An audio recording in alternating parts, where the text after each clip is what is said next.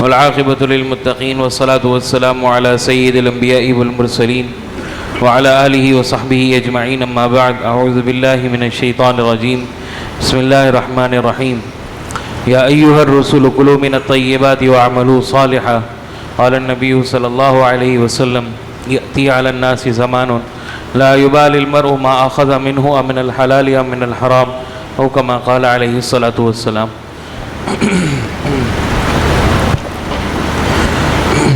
اللہ رب العزت نے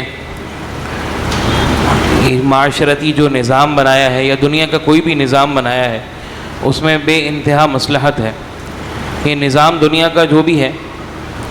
اس میں معاشرتی نظام بہت اہمیت رکھتا ہے۔ معاشرتی نظام یہ ہے، معاشرتی نظام کا ایک حصہ یہ ہے کہ مرد کے اوپر اللہ رب العزت نے کمانے کی ذمہ داری رکھی، عورت کے اوپر اللہ رب العزت نے گھر کو سنبھالنے کی ذمہ داری رکھی۔ اب اگر کوئی آدمی آ کے یہ کہتا ہے کہ جی یہ میری ذمہ داری نہیں ہے، تو اس کے نہ کہنے سے، نہ ماننے سے وہ ذمہ داری ختم نہیں ہو جاتی، وہ ذمہ داری برقرار رہتی ہے۔ یا کچھ وقت آگے آ کے ہم کہتے ہیں ہمیں جدت چاہیے اور ہم معاشرے کے نظام کو بدلنا چاہیں، تو اس کا نقصان کسی کو نہیں ہوگا، شریعت کو نہیں ہوگا، اس کا نقصان معاشرے کو ہوگا۔ آج کے زمانے میں معاشرے کا نظام بدلنے کی وجہ سے ہمیں نقصان ہوتا ہے، ہمارے سامنے ہیں ہزاروں مثالیں۔ اب یہ ایک ذمہ داری جو اللہ رب العزت نے ایک مرد کی رکھی ہے کمانے کی، اس کی اللہ رب العزت نے حدود مقرر کی ہیں، اس کی اللہ رب العزت نے پابندیاں مقرر کی ہیں کہ ایسے کمانا ہے، ایسے نہیں کمانا۔ اور کمانا ایک ذمہ داری کیسے ہے، انسان کی ضرورت بھی ہے۔ حدیث میں آتا ہے کہ کسب الحلال فریضۃ بعد الفرائض، سارے فریضوں کے بعد، نماز، روزہ، حج، زکوٰۃ، عبادات کے بعد، مکمل کرنے کے بعد، ان کے بعد جو فریضہ آتا ہے وہ کسب الحلال، یعنی حلال رزق کی کوشش ہے، حلال رزق طلب کرنا ہے، حلال رزق کے لیے محنت کرنی ہے۔ اسی طرح ایک روایت میں آتا ہے، آپ صلی اللہ علیہ وسلم نے فرمایا، ما اکل احد طعام، کوئی آدمی اس سے بہتر کھانا نہیں کھا سکتا، یعنی اس سے بہتر چیز حاصل نہیں کر سکتا، خیر من عمل یدی، جو بہتر ہو، سب سے بہتر ہو، وہ یہ ہے کہ اپنے ہاتھ کی کمائی، یعنی اپنے ہاتھ سے محنت کرے اور کما کے لائے۔ ہاتھ سے محنت کرنے کا مقصد ضروری نہیں ہے کہ مزدوری ہی کرے، بلکہ خود کمائے، مقصد یہ ہے خود کمائے۔ پھر فرمایا وَإِنَّ النَّبِيَّ داؤد كَانَ يَعْمَلُ مِنْ عَمَلِ يَدِهِ، داؤد علیہ السلام جو نبی تھے وہ بھی اپنے ہاتھ کی کمائی کھایا کرتے تھے، لوگوں سے مانگتے نہیں تھے، کسی کے آگے ہاتھ نہیں پھیلاتے تھے، کوئی اور ذریعہ نہیں تھا، وہ خود کماتے تھے۔ اور وہ لوہار تھے، اللہ رب العزت نے بعد میں ان کے اوپر ان کے لیے آسانی اور ان کے معجزہ دیا کہ وَأَلَنَّا لَهُ الْحَدِيدَ، ہم نے ان کے لیے لوہے کو نرم کر دیا، موم کی طرح بنا دیا، وہ جیسے چاہتے اس کے لیے اس سے چیزیں بنا لیتے۔ وہ پہلے لوہار تھے، اپنے ہاتھ سے کماتے تھے۔ تو شریعت نے کمانے کی ایک تو ترغیب دی، محنت کرنے کی انسان کی ذمہ داری رکھی، لیکن حدود بھی مقرر کی۔ ایسا نہیں ہے کہ آدمی آزاد ہے، جو چاہے کرتا رہے، جیسے چاہے کما لے، جیسے چاہے کھا لے، جیسے چاہے مال لے لے،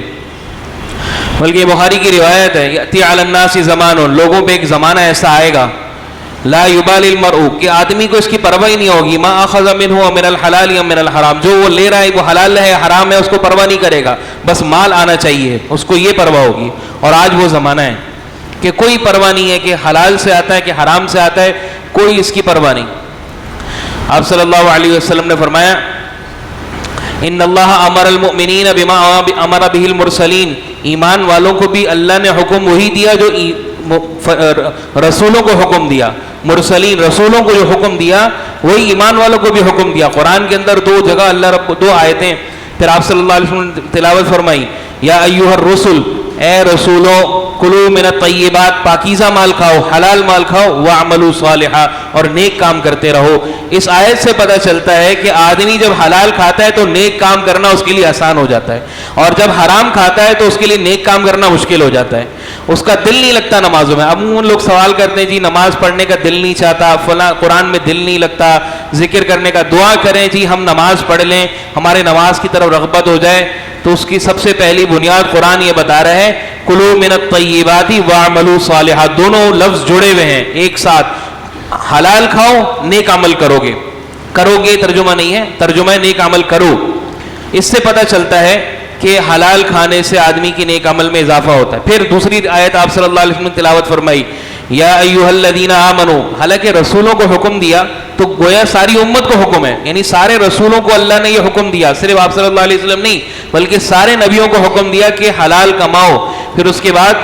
ایمان والوں کو حکم دینے کی ضرورت نہیں تھی کیونکہ نبی کو حکم ہے، ساری امت کو حکم ہے، لیکن اللہ رب العزت نے الگ سے ایمان والوں کو حکم دیا، یا ایھا الذین آمنوا کلوا من الطیبات ما رزقناکم، اے ایمان والو جو تمہیں ہم نے حلال طریقے سے کمانے کے لیے یا رزق دیا ہے وہی کھاؤ، اس کے علاوہ نہ کھاؤ. اور ایک جگہ فرمایا اس کے آگے ولا تتبعوا خطوات الشیطان، شیطان کی پیروی نہ کرو، یعنی آدمی حرام کھائے گا تو شیطان کی پیروی کرتا چلا جائے گا. جب سود اللہ نے حرام فرمایا تو اللہ رب العزت نے کہا الذین یأکلون الربا لا یقومون الا کما یقوم، آیت کیا ہو، کما یقوم الذی یتخبطہ الشیطان من المس، کما یقوم الذی، جو سود کھانے والا ہے یعنی حرام کھانے والا وہ ایسا ہے جیسے اس کو شیطان نے چھو لیا ہو. آسان الفاظ میں شیطان اندر گھس گیا اس میں، وہ شیطانی والی حرکتیں شروع کر دیتا ہے. جب انسان حرام کھاتا ہے تو گویا کہ شیطان اس کے اندر اتر گیا ہے. اب وہ جو بھی کام کرے گا یا جو بھی کام کرنے کا دل چاہے گا زیادہ تر اس کا وہی کام کرنے کا دل چاہے گا جو شیطانی کام ہے. انسانی کام، فرشتوں والے کام کرنے کا دل، یہ کوئی چھوٹی سی بات نہیں ہے کہ جی ہم کما رہے ہیں کوشش کر رہے ہیں جی ٹھیک ہے اور ہمیں اس کی پرواہ نہیں کرنی چاہیے، بس کوشش کرے آدمی کما لے. یا آج کل جو مزاج بن گیا ہے کہ آدمی بس کمانے کی کوشش کر لے، جیسے حدیث میں آیا کہ اس کو کوئی پرواہ نہیں، یہ اتنی معمولی بات نہیں ہے. اللہ فرمانے قرآن میں یأکلون فی بطونہم نارا، حرام مال کے بارے میں حرام مال کا تذکرہ کیا، اس کے بعد کہا کہ ایسا ہے جیسے کہ آگ کھا رہے ہیں. وَسَيَصْلَوْنَ سَعِيرًا، اور یہ جہنم میں چلے جائیں گے، یعنی مرتے ہی آدمی حرام مال کے ساتھ جہنم میں پھینک دیا جائے گا. قیامت میں جو سوالات ہوں گے، 4 سوالات اللہ کے سامنے، اس میں ایک سوال یہ بھی ہے، اہم چیزوں کے بارے میں سوال ہوگا تو اس میں ایک اہم چیز یہ بھی ہے کہ کہاں سے کمایا، من این اکتسب، کہاں سے مال کمایا تم نے، مال کے ذریعے سے کمایا، حلال سے کمایا حرام سے کمایا، کسی 2 نمبری سے کمایا، جھوٹ سے کمایا، چوری سے کمایا یا کسی حلال ذریعے سے کمایا. پھر اس پہ اکتفا نہیں ہے، وَأَيْنَ أَنفَقَ، کہاں خرچ کیا، یہ بھی ایک مسئلہ ہے. بھئی کہاں سے کمایا یہ تو حل ہو گیا، چلو جی محنت کر کے آدمی نے حلال کوشش کر کے کما لیا، لیکن خرچ کرنے میں اس نے ساری فضولیات پہ خرچ کر دیا، اس کا حساب میں پھنس جائے گا. یعنی آدھا سوال کا جواب دینے میں اگر کامیاب ہو بھی گیا تو آدھے سوال میں پھنسنے کا خطرہ ہے، وہ کہاں خرچ کیا. تو اس لیے اللہ رب العزت نے ہماری ذمہ داری سب سے پہلی مردوں کی لگائی کہ ہم کمائیں، دوسری ذمہ داری لگائی کہ حلال ذریعے سے کمائیں. پھر ایک زمانہ ایسا تھا کہ حلال اور حرام میں عام فرق تھا، یعنی کوئی اتنا مشکل نہیں تھا کہ بھئی یہ حلال ہے یہ حرام ہے. سود حرام ہے، چوری کر کے مال کمانا حرام ہے، رشوت خوری حرام ہے، غصب کرنا حرام ہے، ڈاکہ زنی حرام ہے، یہ سب حرام ہے، یہ سب کو پتہ ہے. اب ایک زمانہ اتنا مشکل یہ آ گیا ہے، اتنا مشکل زمانہ آ گیا ہے کہ حلال اور حرام میں فرق کرنا بڑا مشکل ہو گیا. حلال اور حرام میں فرق کرنا بڑا مشکل ہو گیا ہے. بعض اوقات بعض چیزیں واضح طور پہ علماء کے نزدیک ناجائز ہوتی ہیں لیکن معاشرے کی وجہ سے لوگ اس کو تسلیم نہیں کرتے. اور حدیث کیا کہتی ہے، ان الحلال بین، صحیح روایتیں بخاری مسلم کی ساری، ان الحلال بین، حلال واضح کر دیا اللہ نے، والحرام بین، حرام بھی واضح کر دیا اللہ نے، وبینہما امور مشتبہات، اور حلال اور حرام کے درمیان بعض چیزیں ایسی ہیں جو حرام تو نہیں کہہ سکتے لیکن وہ چیزیں ناجائز ہیں، وہ چیزیں وہ کرنا ناجائز ہے، وہ اس کی آمدنی ناجائز ہے. مثال کے طور پہ کوئی آدمی کہے کہ میں سود کا کام نہیں کروں گا، سود نہیں لوں گا، ٹھیک ہے جی آپ کی آمدنی، اگر آپ سود خوری کرتے ہیں آمدنی حرام ہے، لیکن سود خوری کرنے والے کی مدد کرتے ہیں اور اس پر آمدنی کماتے ہیں کہ میں تو محنت کی کمائی ہے، آپ کی آمدنی بھی حلال نہیں ہے. پھر فرمایا آپ صلی اللہ علیہ وسلم نے ایک دوسری روایت میں، لعن اللہ الیہود، اللہ تعالیٰ یہودیوں کے اوپر لعنت کرے. جب اللہ نے ان کے اوپر چربی کو حرام کیا تو جمل ہوا، انہوں نے اس کا جو ہے نا تیل بنا لیا اور تیل بنا کے اس کو لیپنا شروع کر دیا اور کہا کہ ہم اس کو کھاتے اور کھاتے تو نہیں ہے، ہم تو اس کو بیچ رہے ہیں اور ہم کشتیوں پہ لگاتے ہیں، چیزوں پہ لگاتے ہیں، ہم اپنے اوپر تھوڑی استعمال کر رہے ہیں۔ یعنی جو اللہ نے حرام کیا تھا اس کو حلال کرنے کا دوسرا ذریعہ نکال لیا جو کہ حرام ہے۔ تو اللہ رب العزت نے جو طریقہ ہمیں دیا کمانے کا، جو وہ ذمہ داری ہماری یہ ہے کہ ہم علماء سے پوچھیں بھئی یہ ہمارا طریقہ ہے کمانے کا، کیا ہم صحیح کما رہے ہیں یا غلط کما رہے ہیں۔ آپ حضرت عمر رضی اللہ عنہ نے قانون پاس کیا،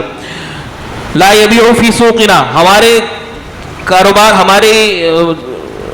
بازار میں کوئی کاروبار نہیں کرے گا، الا من تفقہ فی الدین، سوائے اس کے جو اپنے معاملات کے اندر تفقہ حاصل نہ کر لے۔ تفقہ کا مطلب ہوتا ہے پورا علم حاصل نہ کر لے، کیا وہ حلال کما رہا ہے کہ حرام کما رہا ہے، اس کا کار کرنا جائز ہے یا ناجائز ہے۔ تو آج کے زمانے میں مسئلہ یہ آ گیا ہے کہ اتنے ذریعے، خاص طور سے یہ ورچوئل ورلڈ جو دنیا، یہ جو کمپیوٹر کی دنیا نکلی ہے، اس نے اتنی تباہی مچائی ہے کہ اکثر لوگ جو اپنے آپ کو فخر سے یہ کہتے ہیں، میں نے خود دیکھا ہے کہ ہم نے زندگی میں حلال کمایا، ان کی اولادیں حرام کما رہی ہوتی، ناجائز کما رہی ہوتی ہیں اور ان کو خود نہیں پتہ ہوتا۔ اس لیے خاص طور سے نوجوانوں سے یہ گزارش ہے کہ اپنے جو بھی کام کر رہے ہیں، جو بھی کمپیوٹر پہ آپ کام کرتے ہیں کمانے کے لیے، چاہے وہ ڈیجیٹل مارکیٹنگ ہو، چاہے وہ بائننس ہو، چاہے وہ کرپٹو کرنسی ہو، آن لائن ٹریڈنگ ہو، ڈراپ شپنگ ہو، کچھ بھی ہو، یہ ہزاروں چیزیں، اس طرح کی اور بے تحاشا چیزیں، وہ علماء سے پوچھیں اور یہ نہ سوچیں کہ علماء کو پتہ نہیں ہے، کہ اس کو کیا، علماء کو کیا پتہ کہ یہ کیا کس طرح کام ہوتا ہے، یہ آپ سے زیادہ پتہ ہے۔ آپ پوچھ کے تو دیکھیں، آپ معلوم کر کے تو دیکھیں، پھر آپ کو پتہ چلے گا کہ ان کو کتنا پتہ ہے اور آپ کو کتنا پتہ ہے۔ تو ان کو اچھے طریقے سے پتہ ہے، آپ اپنے کاروبار کی، آپ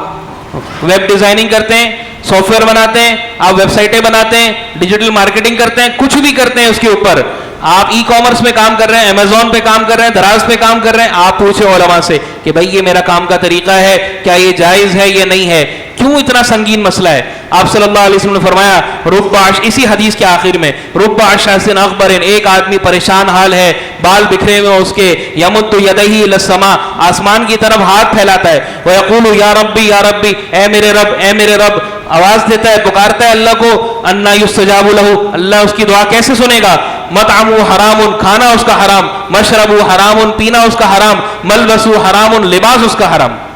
کیسے سنے گا اللہ؟ پھر ہم کہتے ہیں ہماری دعا قبول نہیں ہوتی، ہمارا نماز میں دل نہیں لگتا، یہ نہیں ہوتا، وہ نہیں ہوتا۔ ہماری آمدنی کیسی ہے؟ سب سے پہلی بنیاد یہ ہے، آمدنی کے اوپر بہت کڑی نظر ہونی چاہیے، بہت سخت معاملہ ہے، یہ معمولی معاملہ نہیں ہے۔ آپ صلی اللہ علیہ وسلم نے فرمایا، ایک حدیث یاد آ گئی، آپ صلی اللہ علیہ وسلم نے فرمایا کہ میں اپنے گھر میں داخل ہوتا ہوں کبھی اور میں دیکھتا ہوں کہ ایک کھجور کا دانہ گرا ہوا ہے، میں اس کو اٹھاتا ہوں، فآخذ وآکل، کہ میں اس کو اٹھا کے کھانے لگتا ہوں، پھر مجھے خیال آ جاتا ہے کہ ایسا نہ ہو، کیونکہ آپ صلی اللہ علیہ وسلم کو لوگ صدقات بھی دیا کرتے تھے کہ لوگوں میں دے دیں، تو کہیں ایسا نہ ہو کہ یہ صدقے کی کھجور ہو اپنے گھر میں، اور ایک روایت میں آتا ہے فی فراشی، کہ میرے بستر پہ پڑی بھی ہوتی کھجور اور میں اٹھا کے کھانے لگتا ہوں، مجھے خیال آ جاتا ہے کہ ایسا نہ ہو کہ یہ صدقے کی ہے، تو فألقیہ، میں واپس ڈال دیتا ہوں اس کو۔ اتنی احتیاط۔ حضرت ابوبکر رضی اللہ عنہ کے بارے میں آتا ہے کہ وہ جب بھی ان کے سامنے کوئی مال پیش کیا جاتا وہ پوچھتے بھائی تو نے کمایا کیسے؟ ایک مرتبہ ان کا ایک غلام، وہ بعد میں مسلمان ہو گئے، یعنی مسلمان ہونے کے بعد وہ ان کو مال لا کے کما کے دیا کرتے تھے، پہلے زمانے میں یہ سلسلہ تھا، تو ایک مرتبہ وہ کچھ مال لے کر آئے، کچھ کھانا لے کر آئے، انہوں نے کھا لیا، پوچھا نہیں، بھوک کی بہت زیادہ شدید حالت تھی،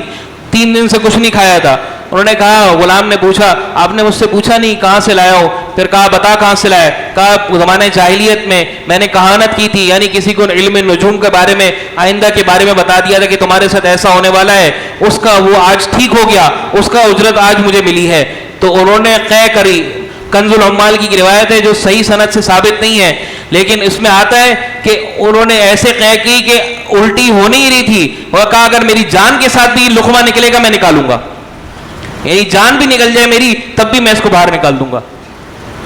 تو اتنی احتیاط ہے ہماری شریعت میں، اس لیے ہم سے آپ سب سے گزارش ہے کہ جو بھی طریقہ ہے کمانے کا اس سے علماء سے، اپنے علماء سے پوچھیں کہ بھئی یہ ہمارا طریقہ ہے، کیا حلال ہے یا حرام ہے، جائز ہے یا ناجائز ہے، اور اگر ناجائز ہے تو دوسرا طریقہ کیا ہو سکتا ہے، یہ بھی علماء آپ کو بتائیں گے۔ اللہ تعالی ہم سب کو عمل کی توفیق عطا فرمائے. وآخر دعوانا الحمدللہ رب العالمین.